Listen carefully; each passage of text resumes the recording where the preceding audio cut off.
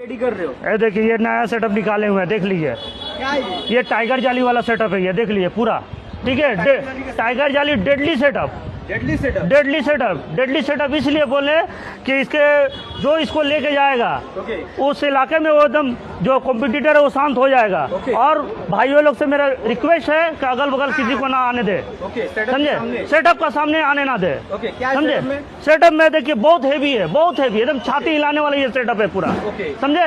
क्या है थोड़ा डिटेल? ये डिटेल 500 वाट करके स्पीकर लगेगा, 2 स्पीकर लगेगा, 1 चिप लगेगा। ठीक है, ये 4 टॉप है, देख लीजिए। ये 4 टॉप है, ये देखिए 2 डबल बेस है, देख लीजिए। ठीक है, हजार वाट करके लगा के, ठीक है।